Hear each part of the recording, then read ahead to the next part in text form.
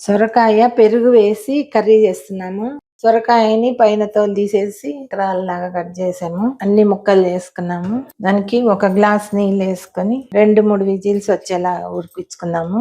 ఇప్పుడు mixie jar లో ఇలా 1 పచ్చిమిర్చి వేసుకున్నాము. ఇంత అల్లం ముక్క, 1 టమాటా ఇదంతా మిక్సీ చేసుకోవాలి. మిక్సీలో పేస్ట్ చేసుకున్నాము. కారము, కొంచెం ధనియాల పొడి, కొంచెం పెప్పర్, స్పూనంతా సాంబార్ పొడి కూడా వేసుకుంటున్నాము. దీంట్లోకి సాంబార్ పొడి బాగుంటుంది. కొంచెం పసుపు, కొంచెం సాల్ట్ వేస్తున్నాము. 1 టేబుల్ స్పూన్ అంతా శనగపిండి, బేసన్. ఇవంతా బాగా మిక్స్ చేసుకోవాలి. ఇప్పుడు దీంట్లో 1 కప్పు పెరుగు తీసుకున్నాను. దీన్ని కూడా కలిపేస్తాము. ఇప్పుడు దీన్ని కర్రీ చేసుకోవడానికి 1 6 టీ స్పూన్ల ఆయిల్ వేసాను.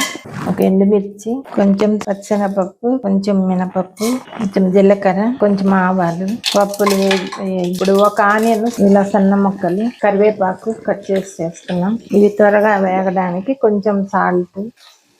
ఇది కొంచెం వేగింది. టమాటా, పచ్చిమిర్చి పేస్ట్ వేస్తున్నాము. ఇది పచ్చి వాసన పోయే వరకు, ఆయిల్ బయటకు వచ్చే వరకు వేయించుకున్నాము. పచ్చి వాసన పోయి బాగా వేగింది. పెరుగు అన్ని వేసాము, శనగపిండి. అవి కొంచెం 1 గ్లాస్ నీళ్లు పోసుకొని ఇలా పల్చగా చేసి దీంట్లో పోస్తున్నాను. మనకి ఎంత పల్చగా కావాలో, ఇంకా కావాలన్నా చూసి మళ్ళా వేసుకోవచ్చు. ఇది బాగా ఉడకనిద్దాము. ఇవి సొరకాయ ముక్కలు మెత్తగా బాగా ఉడికాయి. ఇవి బాగా ఉడికించుకోవాలి. ఇలాగే చిక్కగా అయ్యే వరకు 5 నిమిషాలు ఇలా ఉడికించుకున్నామంటే బాగా ఉడికిపోయి ముక్కలకి మంచి టేస్ట్ వస్తుంది. చూడండి, ఇలా చిక్కగా వచ్చేసింది. చాలా బాగా వచ్చింది.